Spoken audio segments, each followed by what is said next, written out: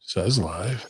You're feeling like a pimp. Go on, brush your shoulders off. Ladies as pimps too. Go on, brush your shoulders out. Dip back. Turn up your shoulders. You gotta dip back as we turn up our shoulders. Light the fuse. We back. I'm going on the intro. I'm taking us in hot right here on Twitch.tv/Conspiracy Horseman. I'm your host, the most lives on the West Coast, your boy, MSG. And of course, I am joined each and every week by our fearless leader, Ya Allah, Ben Hamin. Good morning, sir. Yeah, man, as I enter through your ventricle, clog up your bloodstream, my terminals like Grand Central Stations, program fat baselines on ovations, getting drunk like a fuck. I'm ducking 5-year probations.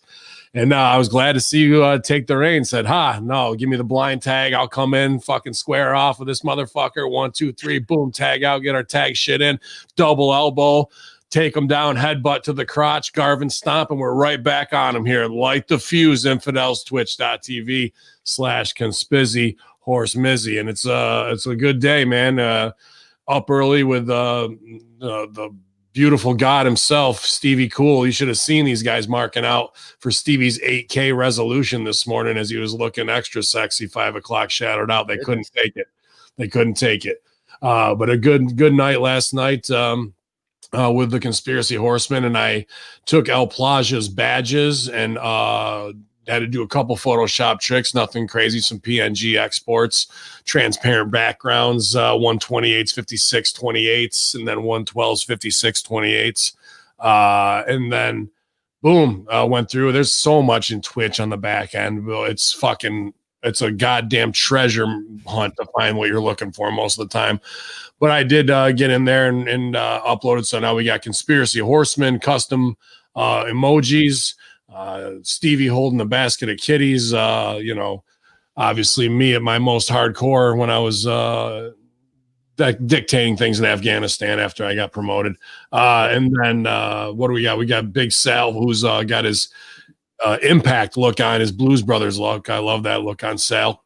And GGP obviously with the gold, and then Odin, one eye, and keeping it real. So we'll have more as I get more clipped out here. But that was a fun little project yesterday, and people seem to be enjoying them last night in the Twitch chat room. So I see we're live on YouTube too. Ben Hamin as well. People joining us there as well. Folksod and Mark, I see y'all, man. It is the triumph. The saga continues. Hacker Hamin MSG. So it's like the AEW Dynamite review, you guys. One of the many free shows here at hackerhamin.podbean.com and haminmediagroup.podbean.com. You can just search Hacker Hamin or Hamin Media Group if you're an iTunes user. Spotify, if you can add our new affiliate, the Hamin Media Group, we'd appreciate it. We see those numbers going up. So if you're already subscribed on Podbean or wherever you get your best podcast, free media, it's right there. Hamin Media Group, add us, please. Or I will come and hunt you down and kill you in your sleep, infidels. Ya Allah. Oh, you better do it. Otherwise, he is going to come down, hunt, or he'll start with me. Yeah, Marty Jannetty. I'm just going to say Marty Jannetty over here. I mean, I know you guys probably talked about this morning on the Friday locker room. Crazy that the Georgia County Public Department police officials have opened up a case. Did you see that? Not crazy, right? But didn't we say this on the Impact Attack yesterday? And hours later, it happened. You can go back and listen to it because we covered the pre-story of what it was. And I go, dude, you can't not. And boom, of course, sat in his stooge to TMZ to the police. That's exactly how it went down. And then, the police are now have to open a cold case and see and investigate based off of this as well. They should.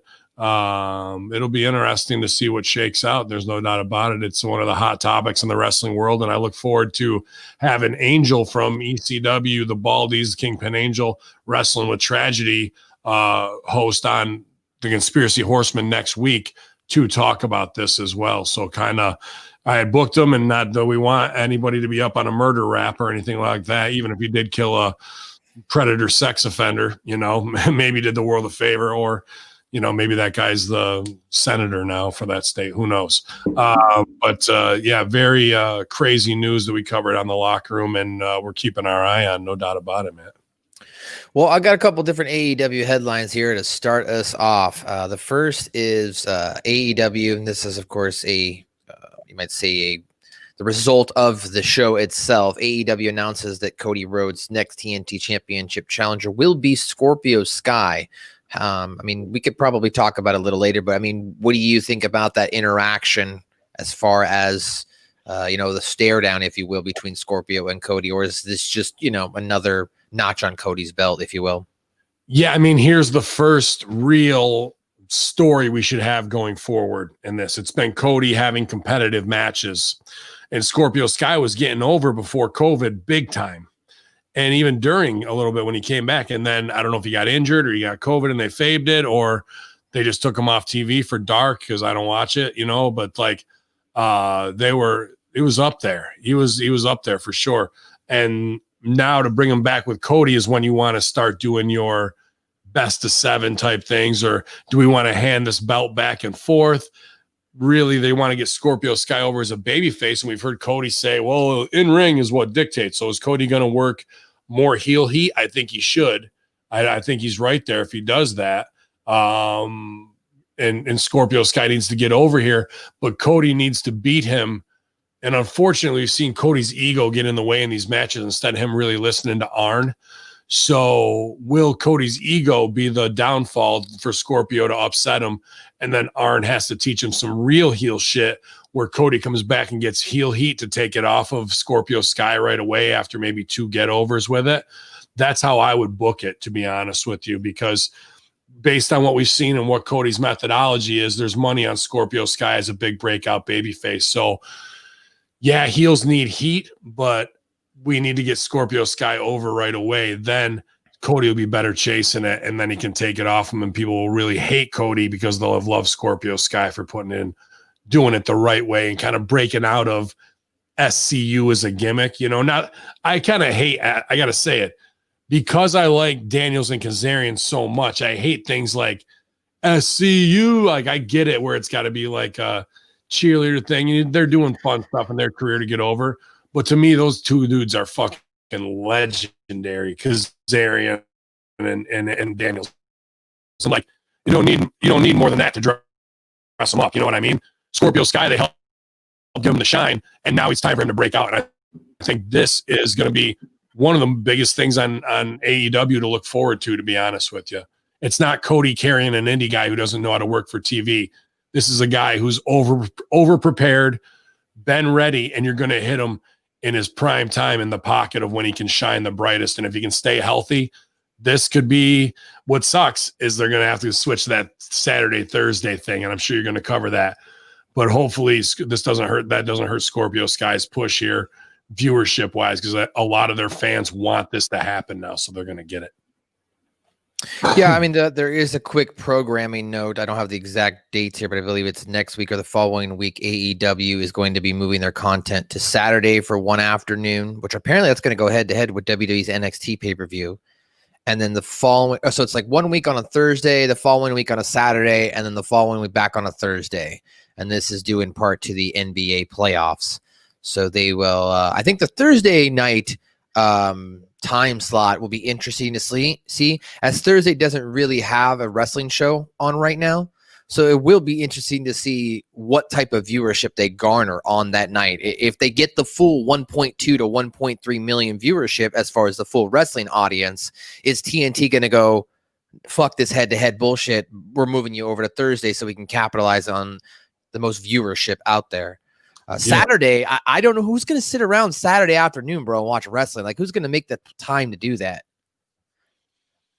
I wasn't going to even cover it, bro. I figured we would just talk about it on that, like, Wednesday, like, and just do it then, like, because I wouldn't want to. Yeah, it wouldn't be a bad you guys off. You know what I mean? We're not going to miss it too much, and if we need to do a live watch along or something, I can do that always as well too. That's not a problem. But yeah, with that shuffle up and deal is going to be interesting. And I think, unfortunately, when is that coming? Is that next week? I believe it's next week is the Thursday episode, I want to say. That is the worst time to fucking do this Scorpio Sky thing, man. That's going to hurt them, bro. That sucks. You don't think people are going to go out of their way to try and tune in on Thursday if that's what happens?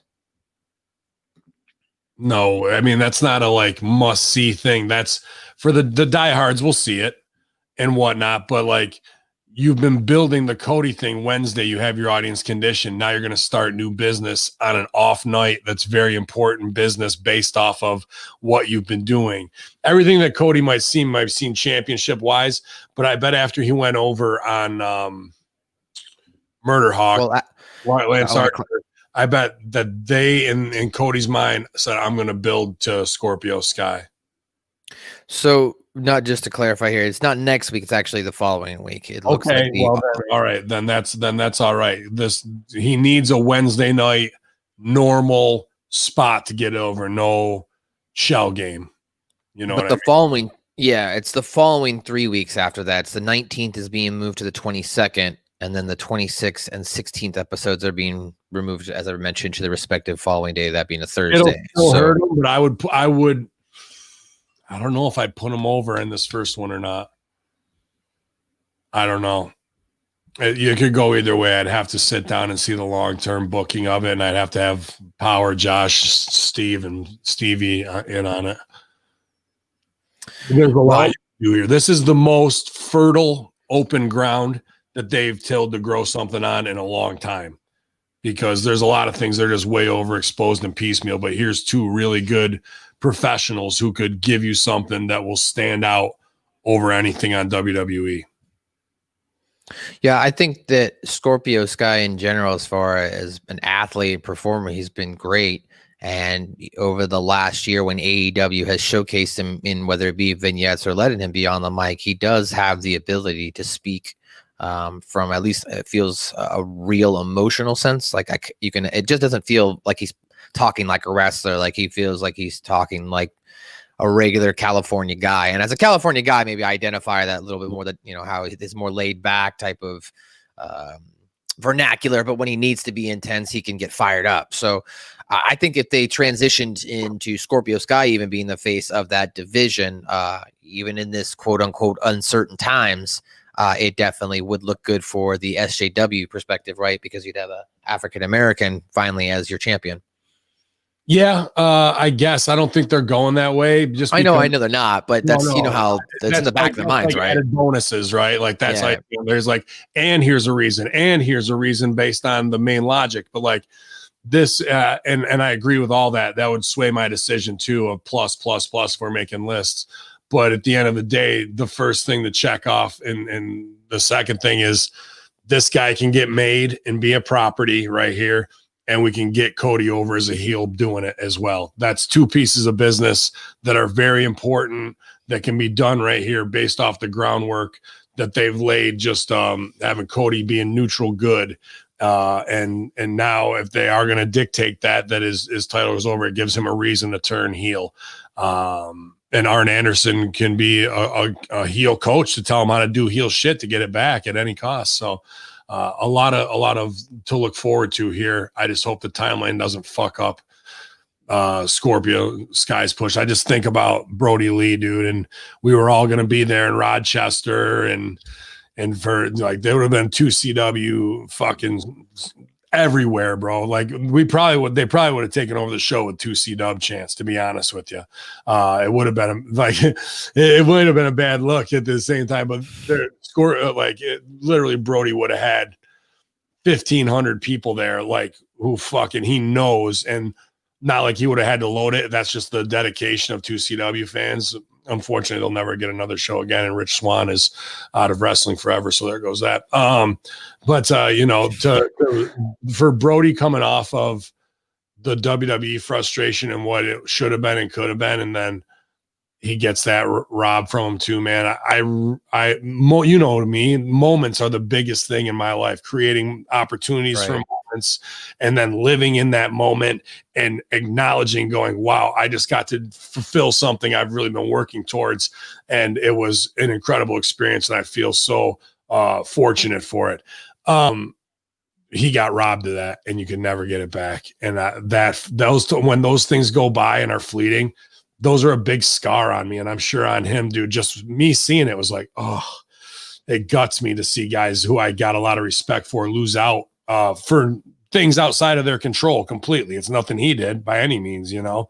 That sucks, bro. So I want the best for everybody when it comes to that kind of shit. And I think this is the best opportunity for Scorpio Sky that he's had in his entire career right here. And it's really a chance for Cody to do something too. Let's just hope the off shows and Saturdays don't fuck things up. So watch on Saturdays. Watch if you're listening to the show, make an effort to fucking tune in. If you're a Scorpio Sky fan, you're not just tuning in for wrestling, Mark. Think about doing something for a guy who actually you want to do a You Deserve It. 15 years in this biz, and this is his first fucking shot. He's an overnight sensation, didn't you know?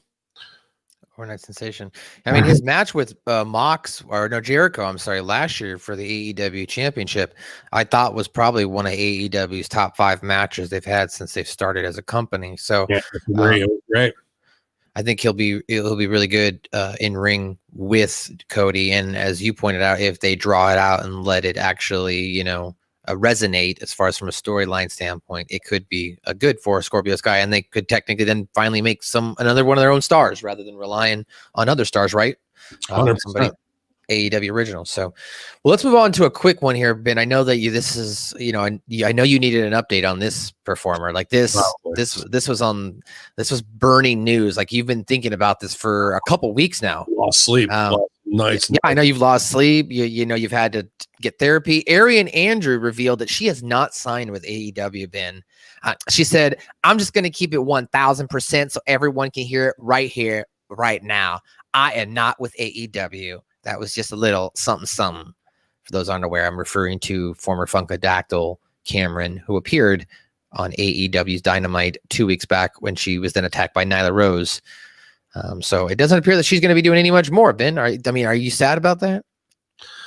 I was thinking about closing down shop. I thought about I was only really in this once we could get her back on top to do that. And we got her back on to where she could go, the top of where she could go. And that's a backstage segment to get beat down by Nyla Rose. So, as meaningless as possible. I don't know. Somebody's friend. She's girlfriends with somebody who got her a fucking gig and da-da-da-da. I mean, what draw is she? What would she ever be, to really aid the division? I don't know, but maybe we'll never know. So I hope you can get better about this. Early AEW history. You will be a trivia question of what one-time WWE backup dancer was also on one episode of AEW. Oh. I think I know who it is. I'm gonna write it down. Good for you guys. Good for you. All right. Last thing here, last bit of news before we get into the actual AEW breakdown was they had some post stuff information here with MJF and Moxley. Moxley, I guess, after his match with Darby Allin on social media said that the kid Darby Allin has got balls, the kid has heart, and it's a little scrambled, or I'm a little scrambled in my brain right now. Not exactly sure what happened, but I got a pretty good idea. There's a kid out there, MJF, with no heart, and even if he did it, it stops beating real soon. He's a dead man. What do you think about them utilizing social media like this? Is that cheesy to you, or does that sound real? But Moxley said that, yeah? Yeah. He likes to be poetic and James Dean-esque. If it was other dudes, I might not sell for it. Darby could talk like that too on there. It's a little wrestling, but I really believe that's kind of more how Moxley is, to be honest with you. He's got that. Here's what's special about Moxley is he looks like, that 50s, 60s rugged James Dean type that's you don't see much anymore. It's a unique look to start with. He's not massive. He's an everyman, so he's got a lot of heart. That's what appeals to right away, right? But then he's also got this Jack Kerouac-esque way about him, Beat Generation poets. And I like that he kind of talks like that, because if you ever took, if you've been to college, but in undergrad in your 4-year, when you're taking literary courses or whatnot, you get introduced to the beat poets and whatnot. Maybe your high school English teacher did and whatnot, but as you're growing as a young man, you have this, I need to go find my way in the world. And that's what Kerouac, the Dharma Bums, and On the Road is all about in a very Beat Generation Shakespearean, way it's written. So that is Moxley to me. There's a part of that, and not a lot of, I don't know if that's natural or he's really trying to do that, but I would like to turn that Kerouac up a little bit, man, to be honest with you. And I think it's interesting to me. And he is cool without being cool. I mean, that's a fair point when you position it that way. To me, it just kind of like, that guy doesn't have heart and this guy does have heart. And I'm just kind of like, yeah. But I get from his character perspective, he does pull it off well. I'm not like hating on. I'm just thinking of not necessarily it's online, but the promo from the show where he's sitting on the steps. That was good. That's why I see it in my head that way. Maybe because I just watched it this morning, so I'm still thinking of it that way, So as a director, I'd like to show him. There's a whole Jack Kerouac like spoken. I bought it for my buddy who's a English major, one of my best friends. But it pretty much everything Kerouac ever recorded, even of his own stuff. And there's a lot he could steal from in there, I think, definitely. All right, well, guys, that's some of your AEW news here. If you want more pro wrestling news and headlines, pal, head over to hackerhamin.podbean.com tomorrow, and you can listen to the Friday Locker Room with Stevie Richards and Ben Hamin, as well as I did have another story here, but I might have closed it. It had something to do with Sportskeeda, but it maybe had something to do with Matt Cardona, like, oh, we'll have his back or something like that. I don't know. Or no, it might have been Eric Young. That's what it was. Eric Young has exclusively signed a contract with Impact. So that was actually reported by Sportskeeda. But we can talk about that more Impact Attack next week. As far as AEW, before we get into it, of course, we want to thank our sponsors, thebrosters.com. Pick up yourself a bag of Russo Bro coffee. Russo Bro. It'll be delectable for you, bro. You'll enjoy it, bro. You'll get your energy, bro. And then, unfortunately, sometimes it may have to run through you, bro. So, like, you just enjoy everything that it's going to make you do. Run.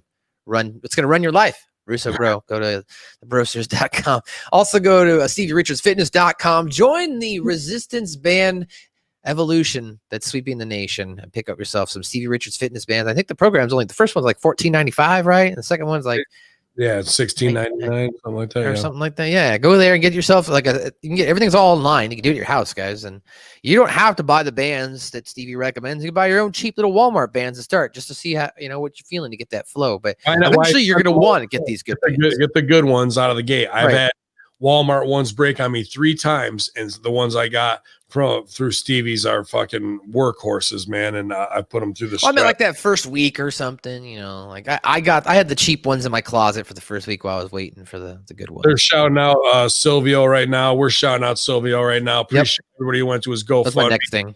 At Jenna Van Muscles, he didn't really hit me up in the chat, so I am a little worried, but I know he's resting. If anything was going down, they'd let me know for sure. So I'm going to reach out to him, just check in with him after the show. Don't want to pressure him, but I know he put in a lot last week, and I think he overdid it.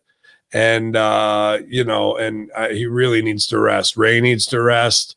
These guys are loving producing content for you, and they know when they're not, it makes them feel less whole, and I think he needed to be on the show more than not saying we don't need him, we don't love him, but for his own peace of mind to say that he could do it after a scare, and it might have worn him down, and maybe got a little religion this week and has chilled out a little bit more. And Ray did the same thing. You get out of surgery, you want to jump up, walk right, feel okay, and then 4 hours later, you're like, what the fuck did I do? They just opened me up. Like, you got to chill. Wow, or else. Well, I was gonna say that actually Silvio did hit us up. Y'all you pussy. Y'all you culture vulture. Y'all you pizza munching fat fuck. Y'all you donut eating fat fuck. So that's for you, Sil. I know you love those so much. First of all, I'd like to congratulate you on 2 million followers, but maybe you should do 2 million sit-ups, and maybe you won't be as fat. You fat hairy fuck. So. Hopefully, I was gonna say we missed you. We love you, buddy. He did hit us up in the chat right as we started recording, and he said that he's just not.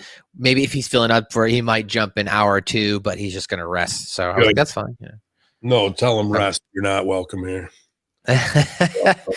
Well, let's get into our AEW news, notes, and information. Wasn't too much on Being the Elite this week. I will say that last week, I think maybe it was last week, or maybe I think it might have been last week, and I forgot to bring it up with you. We had a conversation about how the different cliques were going on backstage and on TV. And then Matt Jackson and Nick Jackson kind of almost made a parody or made fun of people, if you will. I forget the exact details. It was just interesting that it seems like Being the Elite is now, they're almost using it more as a vessel to take shots at some of maybe the politics or stuff that's going on.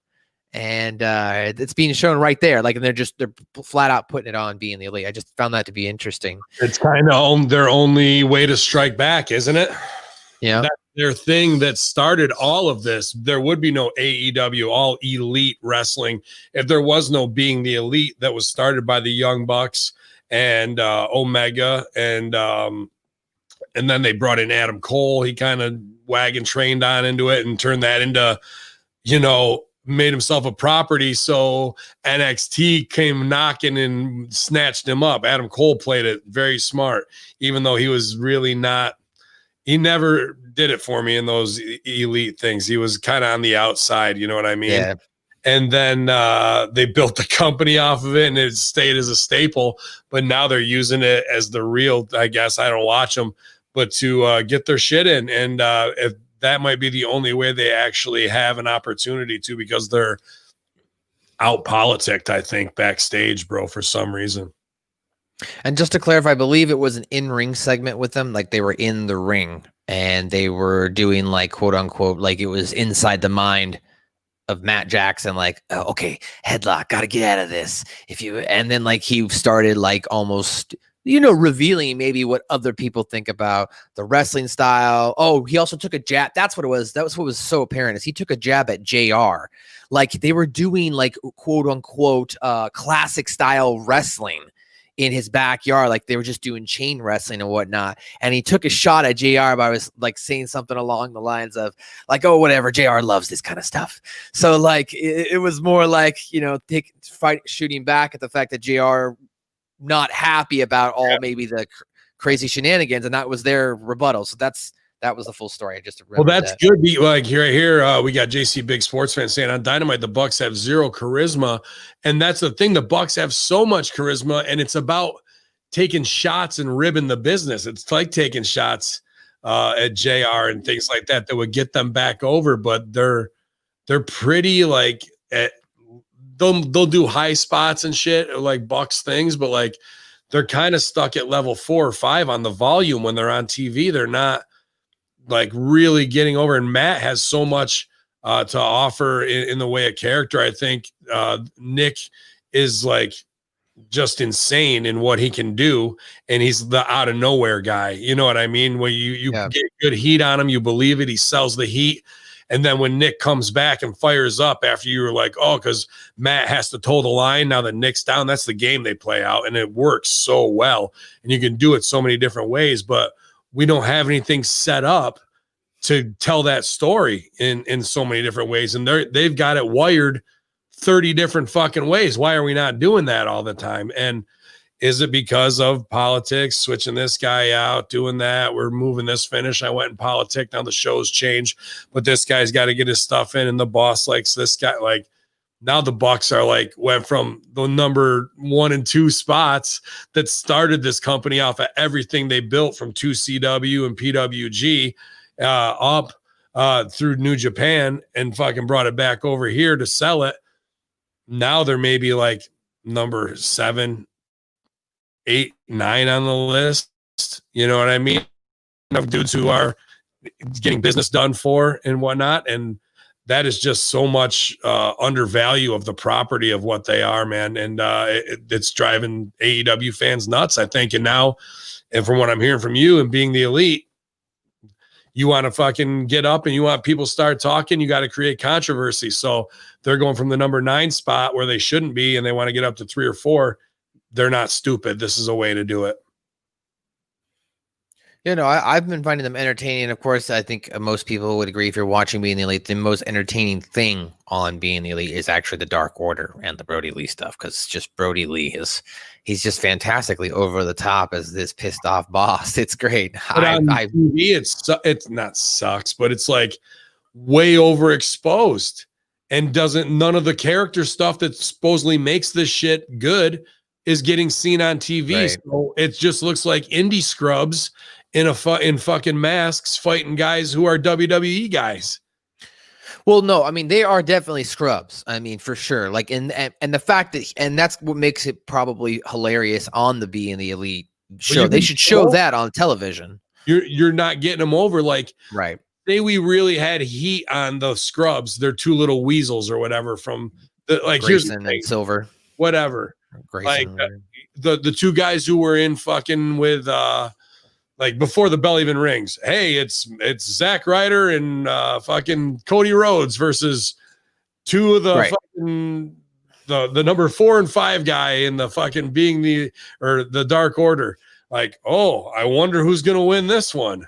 Like, you know, and the fact that they even pulled any time with them is laughable. So, like, they're so overexposed and without making them. Now, if you took those two guys and gave me 3-4 weeks where they're doing backup little vignette weaselly stooge things and I'm invested in them, now I want to see Zack Ryder and Cody Rhodes beat the fuck out of them, and they're going to get their penance. Finally, they got caught doing some shit and they're put into that, but we don't get any of that. We don't get it on TNT, unfortunately. Yeah, because they do all that on Being the Elite, but they're just not doing it on TNT. Cool, and like, respect to everybody who's performing their ass off.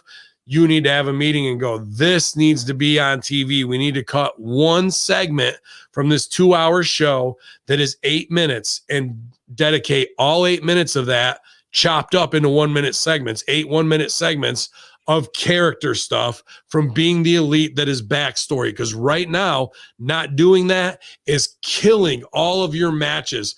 I didn't give a shit about Cody or was it? Yeah, it was Cody and Cardona. Yeah, Cardona versus these two. I was like, are you kidding me? I can close my eyes and call the finish. I see it already. Like, just ugh. And without setting up those dudes who are going to be in that match, it just makes AEW look like they hire indie scrubs. The one dude in the 12-man they got heat on had Asics wrestling shoes on. He had Walmart black pants and a fucking Walmart belt. You're telling me, and then a top and a mask they just threw on him.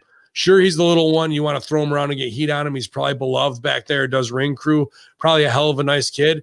You want to call your company Elite Wrestling, and that's what you're going to have.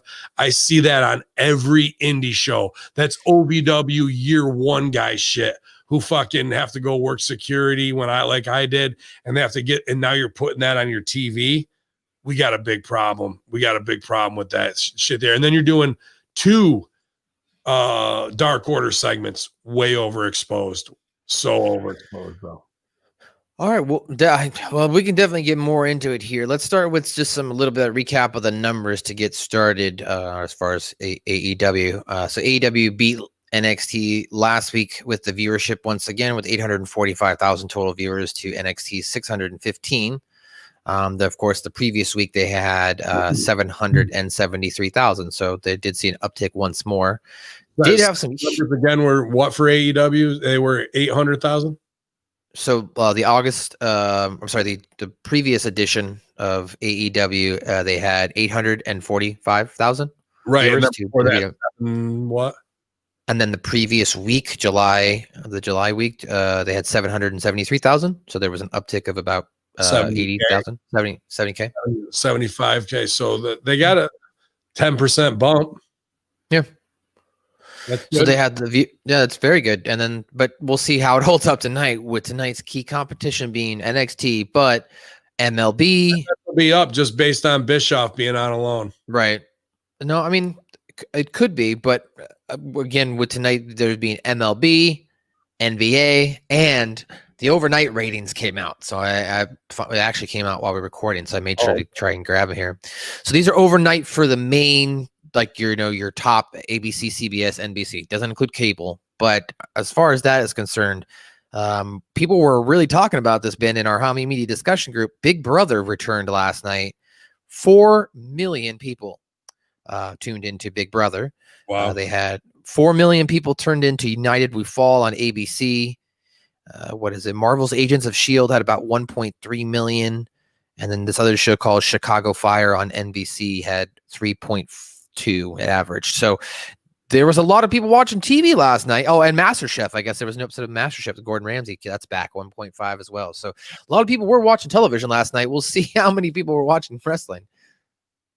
I mean, it's going to be the hardcores and the diehards, but NXT went off strong too with Pat McAfee and Cole. So we'll see if those last quarter hours do anything. But AEW should be doing one thing if they're in analytics and numbers, and they were at what, 840? You said? Yes. 160,000 should not be a hard thing for them to do. They really need to get to 1 million and make that their baseline. Stay at 1 million, and then then you could move to Thursday if you wanted to off of that. But short-term goals, and I'm talking very short, I would say by September 11th, let's have ratings at 1 million. You've got 160,000 people to do to get there in 6 weeks. If you that should be a fairly, and I would do it with 2 things. A big build to somebody, and you know what I mean, like a Mike Tyson type-esque, person. Who could that be? And I would also really focus on doing individual business in each segment over 6 weeks till that point, as we build to whatever that's going to be in September to the payoff. If we can get 160,000 coming back and get baseline 1 million, that's when we can pop the White Claws and the bubbly and really say, okay, now what's our next thing? And then Bischoff has the next snake move to do. You listen to it. Even Bischoff should be in on this and this strategy. I'm sure we could come up with 50 different ways to hit the micro demographics to bring them back and pop the outsiders and do something that shoot bang bang on WWE that is must see for the diehard dirt sheeters to talk about, right? So like, what's he going to say next week type thing. And there's a couple guys who could do that right now. But just bringing back ex-WWE guys to run in and squash Dark Order, that's not going to up your ratings. We got to figure out 6 weeks of short-term business for every segment and do what I said, cut one wrestling seg and take that 8 minutes and put that into the character stuff from being the elite, because that is what's going to get your people interested in your TV, because these characters are falling short with no backstory. And then there sounds like they're doing great stuff on the dark and being the elite, but they're relying on, they're thinking they're over, and they're not over, that people are watching it. We're not watching it. We're just watching Dynamite and the payoff shows. Only the diehard fucking Jesus Christ and Scooby-Doo and stun you at the end of the show marks are the ones that are watching that kind of stuff, and the pundits who have to. Yeah, just to wrap up this ratings information, that's just because it was pretty big. Like I said, that somebody started a thread in the Hamin Media discussion group. In the demos for Big Brother last night, 1.4 between 25 to 54. And they actually scored a 900,000 as well in women 18 to 49. So they just smashed in the demos last night. So that'll be really interesting to see how that affects. That doesn't impress me much until you're up. Right. No. If you have a show on TV and you're under 1 million people, and well, that's just that demographic. I'm just saying. I don't care. You're fucking up. Like, nobody should be impressed if you have a show on TV and you're under 1 million viewers. That don't impress me at all, bro. That don't impress me much. Not at all. All right, well, let's get back in now, I guess, into one more thing here to note about AEW itself. The YouTube viewership total last week was 2,747,000. That was up from 1,123,000. The overall, the biggest one, or the most viewed video was a mashup. It was Warhorse making his AEW debut, and what was Cardona going to do, joining afterwards. That video garnered 877,000 views. So, I mean, that's pretty much your whole demographic right there watching that video. The least viewed was Shida being almost about to be able to defeat Diamante, which got 47,000 views total with all their videos combined. The median viewership was 177,000 views. So tonight's AEW match started off. Ben, I missed the first 15 minutes. So tell us, what did you think? How did AEW start off tonight? It just started off hot with everybody in the ring because you got 12 guys, right? And they told their stories. And I've been in this match before. with the Bucks, where the Bucks weren't in it, but they did the run in and did the super kick party on everybody, and they got me too, the cocksuckers. But double supered off the apron, and they told the story of Colt's going to get the pin, you know what I mean, and then it gets broken up, and then at the end, Brody Lee comes in and goes over strong and shows he's the leader in the 12-man. So heels lead with their heat. But it was a get your shit in fest and heat on the little kid, and then run some spots here and there, and Hot Shot will do the waterfall or whatever you want to call it, where shotgun finish in the middle of the match where everyone just fucking feeds, and then we do the dives and whatnot. But in the end, Brody's up in a match that is like every Young Bucks match that's in a big schmaz, where they actually shine, because we haven't seen a super kick party in a while. I was like, okay, here it is. And they can get it in an interesting way, but still, dude, it doesn't really tell any story going forward of what's going on with all these guys. So to me, it's like, well, where's Colt Cabana still in the Dark Order thing? Like, that's more interesting. What's up with the Bucks being frustrated possibly and wanting to break out? And dude, like, not like I want people to disrespect JR and shit, but they should be disrespecting JR and shit. Like, that's is he coming down hard on them in this match? No, but you said in that fucking thing where they were chaining, like they got it in, is because here's why the Bucks are so good. They're in tune with the internet and the mark sheets, right? And their whole thing is to rib the business from their gear. Everything is a Macho Man ripoff. It's an old school, but they hate old school. They spit in the face of old school by doing no sells in new school, right? And crazy shit. So if JR's there and he's saying, I'm telling you about tag ropes and this, and I just see him look off. They don't give a shit. Maybe he's talking about Matt and Nick Jackson. I don't know. Or maybe he's talking about somebody else. But regardless, Matt and Nick know enough that there's my heat. I'm a little antagonistic motherfucker that spits in the face of the old school. Here's the old school under our umbrella saying something, and nobody's referencing it because they want to be respectful to JR, and they don't want Cody to be hot at him, and they don't want this, that, or the other. What should Bucks do? Clap back. Yeah, go play that, dude. Then feed right into it. But they do it in a smart way. In being the elite, where's our power? Well, we have control over this. We have final edit. Okay, we'll do this little joke and get a little rib in for the diehards. But dude, they shouldn't amp that up now. Now we found it. We found the little niche. How can we widen it and then start to heighten and explore to make people hate the Young Bucks and love them? Because the new schoolers will be like, yeah, fuck WWE and the WWE guys coming in. I'm a Young Bucks motherfucker, dude. And they can split off, come up with a new shirt, come up with something that's going to make them anti-heroes and right inside your company. That's where the money is. And I think they're on the breadcrumb trail. They're going to get double business done. They're going to fuck you to the people holding them down because of politics to some degree. And they're going to take something, make something out of nothing and get it over with a little controversy because they know how, dude. Were you surprised? Because I did see this and I read this feedback online as well. Were you surprised that Hangman took the pin here? Was that shocking to you as well? Because he hasn't really taken a pin here at all in AEW. That's good business because I want to see Brody versus Hangman, because what do they both do? They both do a variation of a clothesline. Big clothesline lariat. So there's story business wise. So I think it was smart for him to take it because that's not tag titles up for grabs. So it's not like, and here's the other thing, where the fuck's the Omega and story with FTR and all that shit, you know? I mean? Yeah, they resolved that on being the elite. Sorry, they had and actually, you know what? I forgot to bring this up, and it was gonna get you hot, man, bro. Fuck them. Fuck them, pal. Yeah. You're not gonna like how they did it. Are you ready for this? So they're backstage. I'm hot already. I'm hot already. Just the fact that you told me it's on there, I almost don't want to hear it because I'm gonna be fucking hot. But go ahead. Oh my gosh, this is gonna make it worse. I could literally hear you in my head yelling this because they were toasting backstage, and they're like, FTR tries to give Kenny Omega, they're like, hey, we want to have a toast with you and make amends, and Kenny Omega's like, well, I don't drink beer, we don't drink beer, and they pulled out chocolate milk.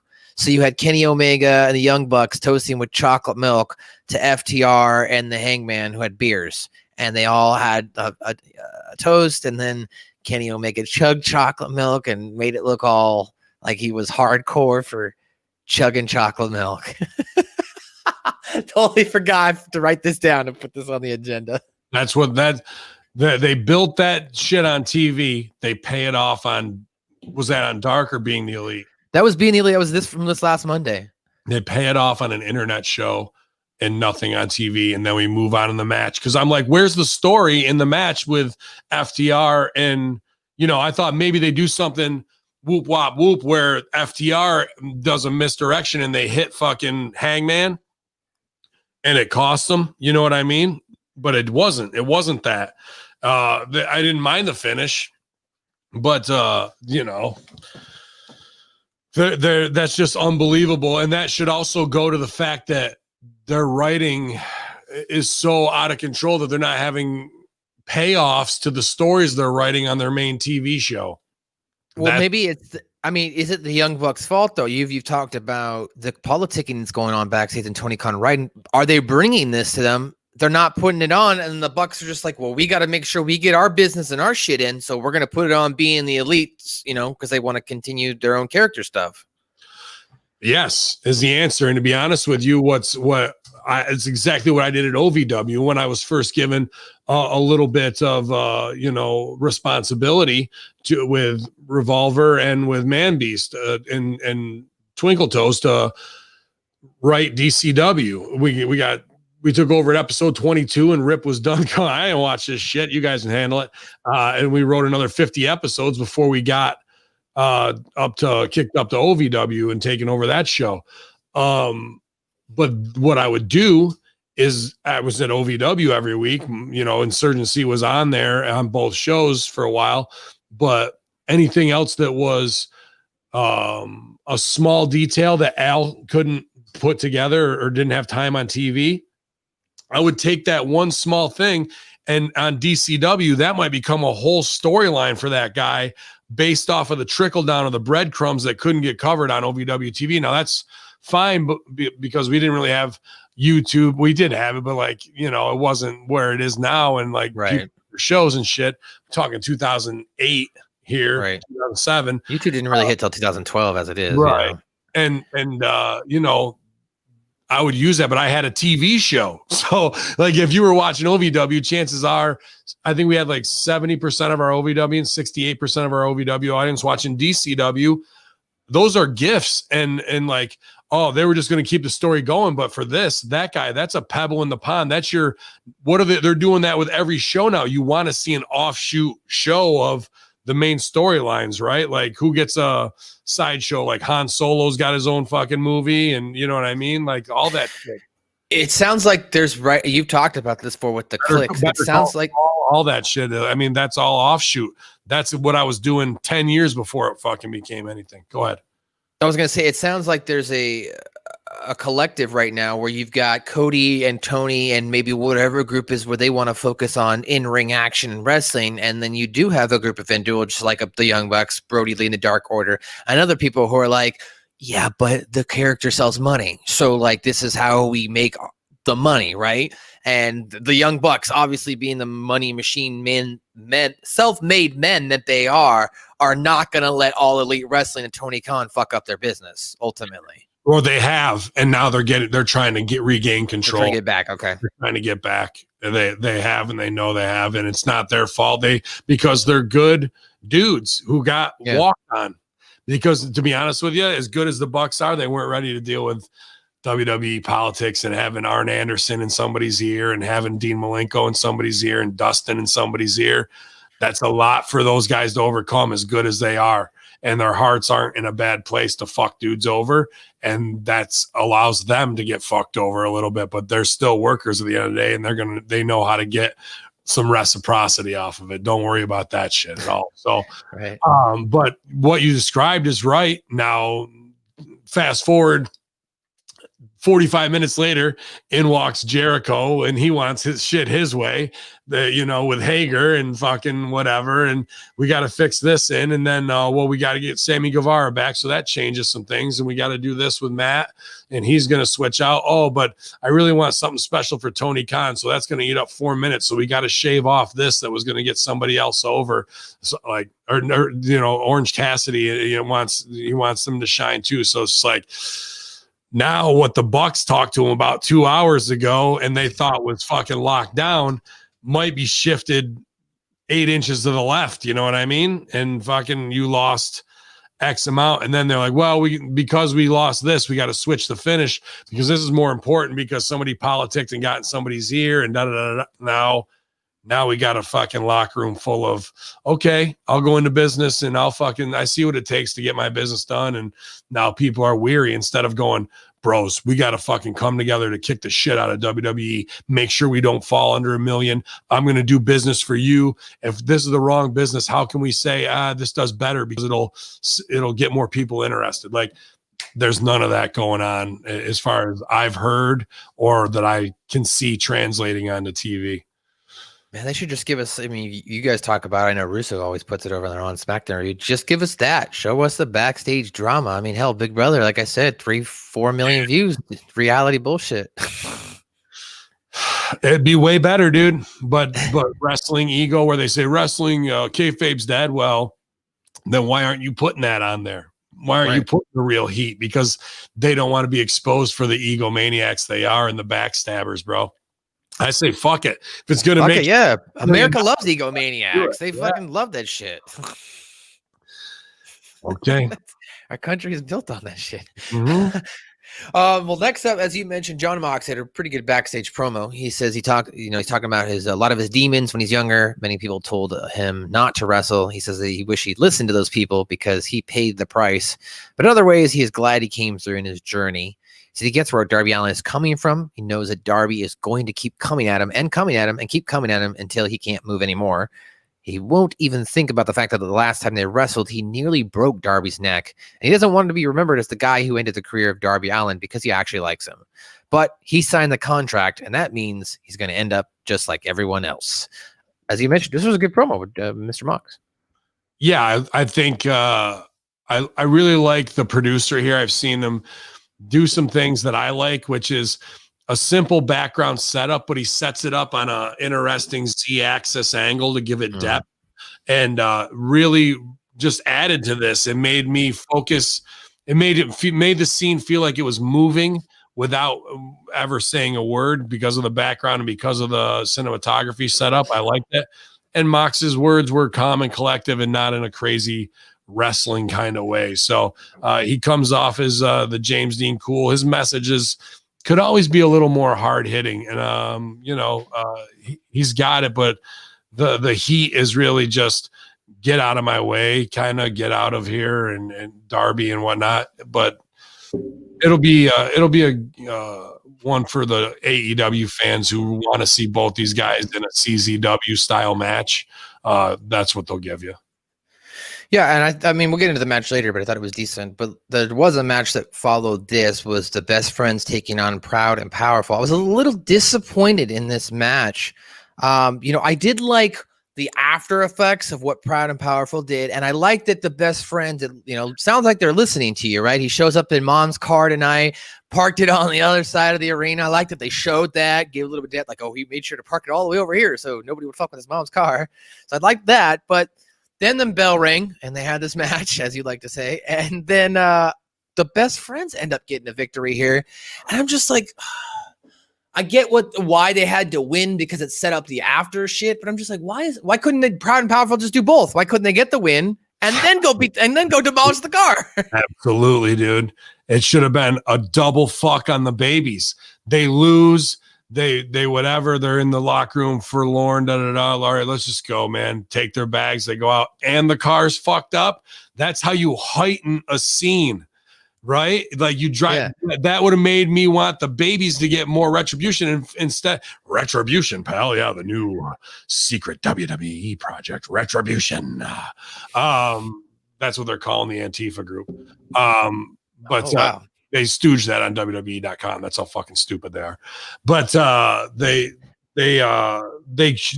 would have been the height of that. Instead, we have babies going over on the heels. Heels are just doing it for retribution instead of double smashing down the babies. So when they do get retribution, which should happen at a payoff on a fucking pay-per-view show, That's how you do it. You don't fucking have them go over first and that be the catalyst of that way. You got to put what on your heels? Heat. Yeah. And if you fucking pin them right out of the gate, that kills their heat. That's like, do not pass go all the way back. Do not collect $200. And then now step one of heat is the car. When we could have had a cheap victory and a win, frustrating, hurt the fucking dude at the end, get heel heat on him even after you fucking beat him. So you could add step 1 and 2 there. You beat him with some heel fucking shit. Distraction, feet on the ropes, double stack pin, fucking slock, whatever it is, fucking jump up, turn around, hit him with the fucking gimmick while the ref's not looking, whatever. Then afterwards, you even heel out on him some more, beat the fuck out of him and his boy. When his boy comes in to check on him, fuck you too, hit him with your finisher, leave them both laying. They go to the back because they're in the back crying the fucking blues off, and he's got to talk to his mom on the phone. Oh, Mom, I'll have the van home by midnight. I'm telling you, we'll be back. Shouldn't be a problem. Right? Set it up that mom thinks the van's coming back. Go out, the van's fucked over. Now we got 4 pieces of heat instead of doing 1.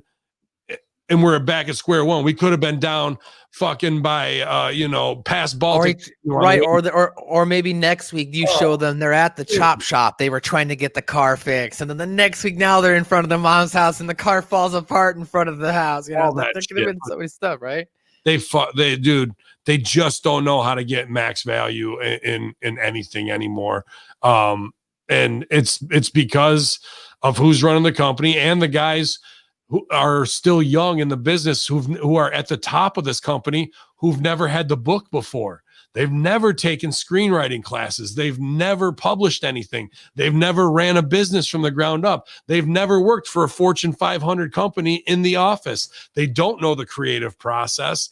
And just because of nepotism or reverse nepotism of being a friend of a friend, doesn't mean you're going to be able to fucking take these scenes and punch them up to where they need to be. And what kills me is they do have guys there, Dustin, Arn, Tully, who should go pump the brakes. We have a chance to do 4-part heat here to really get heat on LAX, who's completely marginalized, by the way, nowhere near as good as they were in Impact. And then we can get these guys over in the payoff, but we really got to shit on the best friends and drive them down to show that friendship in the end overcomes all, even in the street gangs. And they're going to rise up to fucking face these guys and win one day. But dude, they blew it right out of with that pin. We're back to square one. I was like, what the flying fuck is going on? How does that happen, dude? With a Dustin Reynolds, Arn Anderson, a fucking, go down the line, Billy Gunn. Like, that's on all their heads as far as I'm concerned, dude. There's no excuse for that.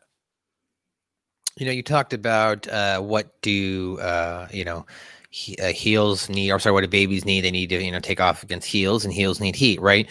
Well, apparently in an effort to further, I guess, take pro wrestling in another direction, Ben, or take back terminology in pro wrestling. Have you heard that AEW has announced a $49 subscription fee to AEW Heels, the female fan community? I guess, man. I didn't know it was a $49 subscription. It's ridiculous. They're going to make them It's annual $49. And apparently you get sent out a press twerk in the boardroom or something. What? With the annual subscription, she closed down her DMs because Big Ray was sending her all those dick pics. So with the annual $49 subscription, members receive access to a variety of features, including a virtual meet and greets, video conference discussions with industry experts, exclusive AEW talent Q&A sessions, customized merchandise. Experts, Jesus Christ. Special promotions, theme parties, and more. The secure space enables AEW Heels members to connect, learn, and thrive together through shared passions for women's wrestling. It's for women only? It's for women wrestling fans only? How are they going to... I don't know. Couldn't I just pretend I'm a woman or identify as a woman? Identify as. You just got to log in using your girlfriend or mom's name. Like, what the fuck, dude? Like... What do they think is going to, what could possibly go wrong now? I'm not sure, man. What possibly could go wrong is women or guys trying to take advantage of that. I guess what could possibly go wrong. Right? We'll find out. We will find out, dude. They would. What would be far smarter than this is to take your marketing expert in your TNT deal and look for more disenfranchised women. And to be honest with you, I would start my own version of The View, just like they're doing with, have you seen Mickie James's thing where she has on Victoria? Can't remember what it's called. It's got some little acronym thing, like a Ladies of Wrestling type gimmick. But you know, why not have Brandy as the centerpiece doing a piece like that? That would be, I wouldn't go $49.99. Maybe you could annually, but if you wanted to make it a $1.99 subscription show on their YouTube, something specifically for women oriented, where you're not having a gate to see, are you a girl to belong to the Heels Club? Men aren't really going to tune in to watch The View and pay $1.99 for it. And only some diehard Supermark women are going to pay $50 for a year subscription. So why not cut something that's going to get everybody over, which would be interesting, a sit down view of Mickie James, Victoria, maybe Stacy Keibler, Tori Wilson, Brandy, Nyla Rose, Sonny Kiss, Vicky Guerrero. If you could switch in a lot of people and get away from all this, it's got to be a setup and this, that, or the other, and make them stars. She could spin out on TNT with her own Maury Povich style show in 2 years and get fuck away from wrestling if this lays the groundwork. But instead, all they're trying to do is knock off their own OnlyFans, specifically for the SJW girl type thing. And what kind of content are they really going to deliver there? I don't know. Maybe it'll be great, but I think the model, once again, is short-sighted, and I don't know. So you're not going to, you know. So you're not going to sign up as Ben Hamina to chat with Aubrey Edwards? You don't want to? That's the first guess. You're not excited for that? I just paid off my Trish Parker OnlyFans, and I spent the rest of my money on Adam and Eve lingerie. So and big red I'm going to have to wait another month before I can do that. And my ammonium nitrate budget is all dried up. Oh boy. Well, backstage after that, we had joined by MJF and Wardlow. They're in their campaign headquarters. MJF takes issue with some of his campaign staff, yells at one of his chief of staffs for not having a poster level. Says that makes his chief of staff at one point like smile when you talk to me, and she's like, "Oh, we're crushing it." He says that we'll win because the people deserve better. He asked, what if Darby Allin wins later tonight by the cameraman? And he smirks and says it would be a tragedy if he had to face off with that 150-pound kid. This was good. I liked it.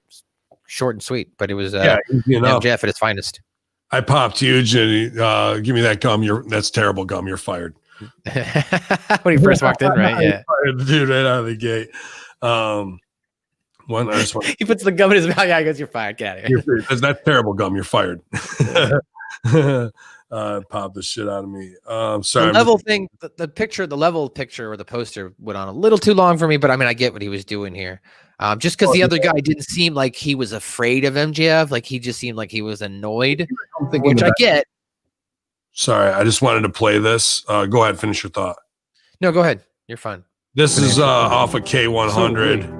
Well, this is Prudential commercial, so no. But, so Daniel Zamorano, we've already talked about the 3. But they say, is it MJF copying EC3, the 2015 storyline?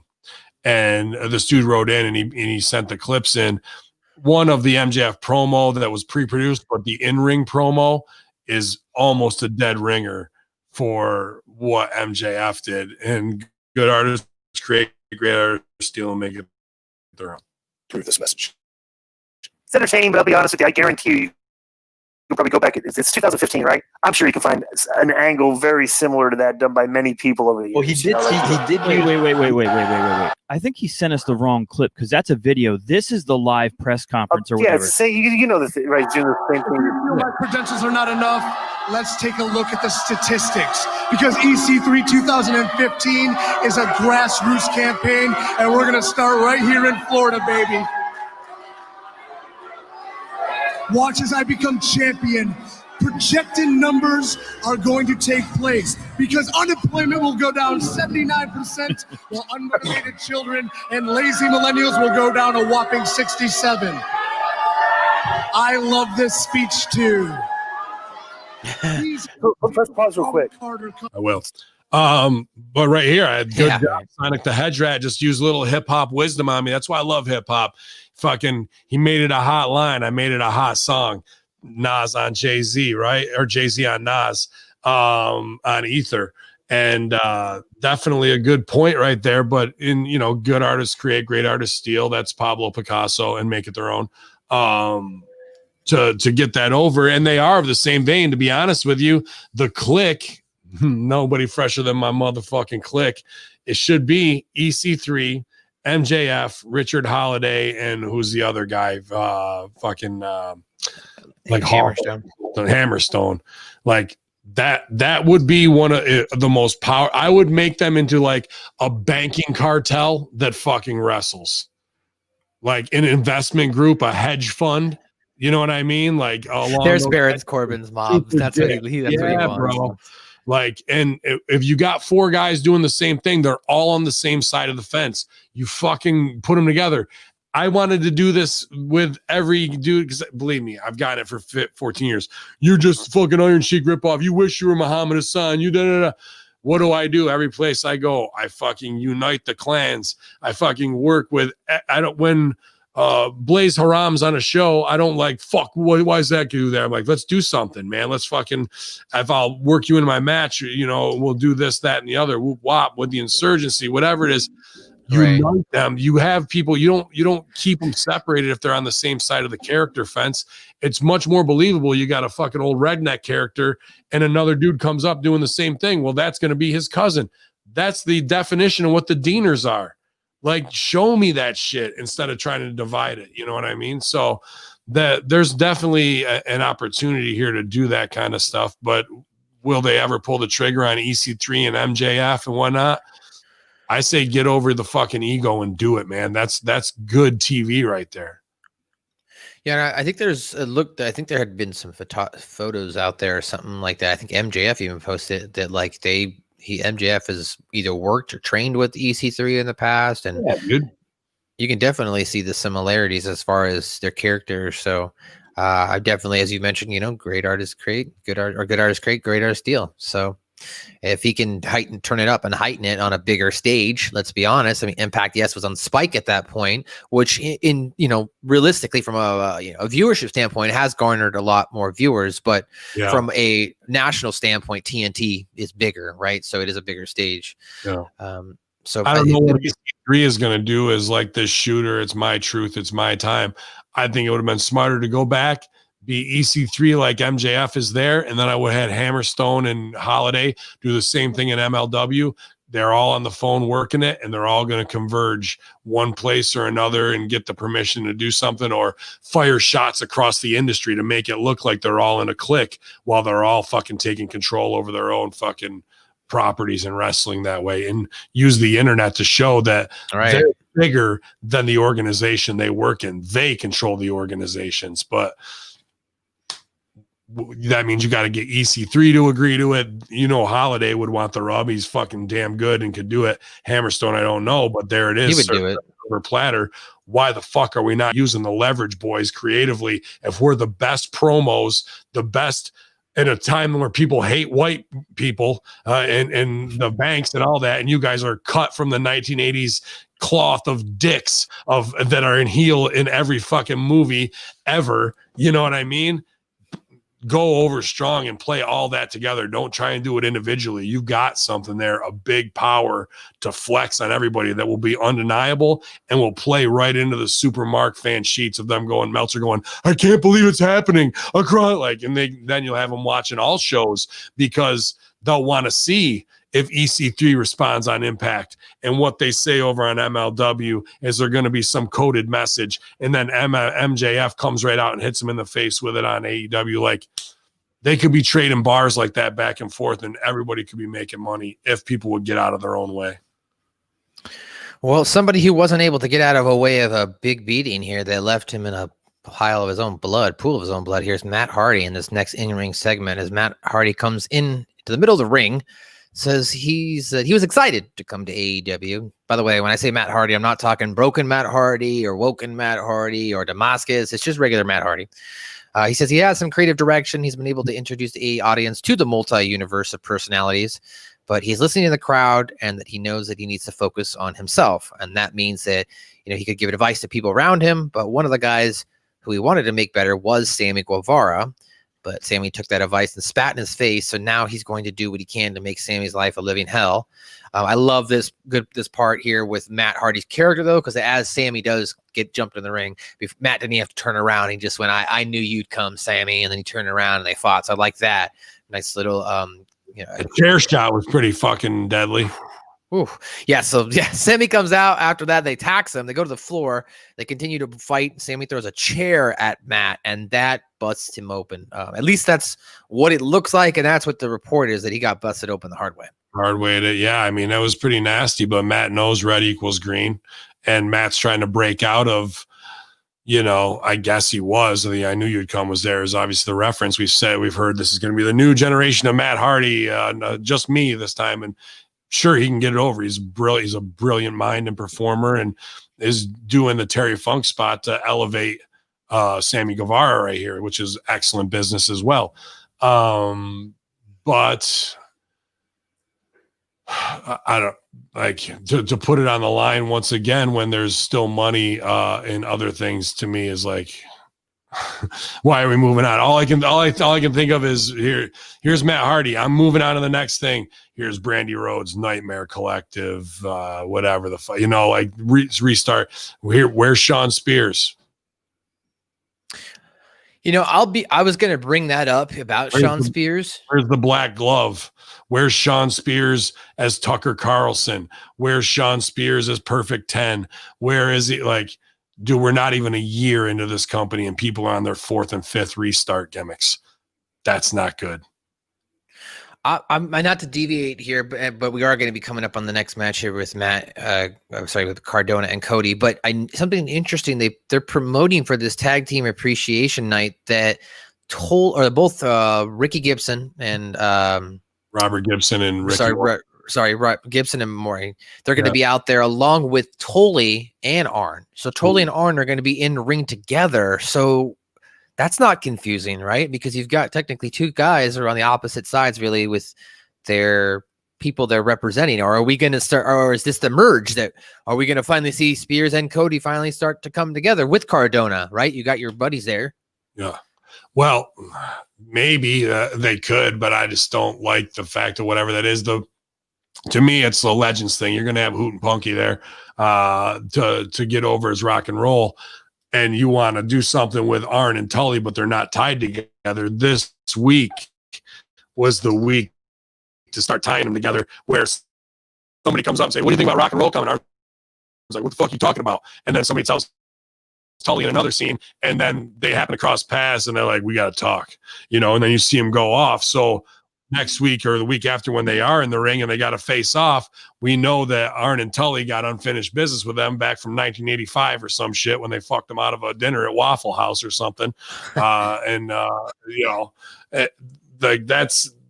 what we need to have those. And I'm sure maybe that shit'll be on Dark. Who knows? Then we'll never get the backstory on the TV show for it. But if they're going to be in ring together, what's going to happen, And to be honest with you, well, I won't say the work circles around them, but Rock and Roll Express is in better shape to do something, I think, than, Arn and Tully. It might surprise me. I'm not going to say. I will look forward to see what they do in that segment, though. Well, quick segment, as we mentioned here, they cut back to Santana and Ortiz then destroying the van. So that's where this took place here. They demolished it.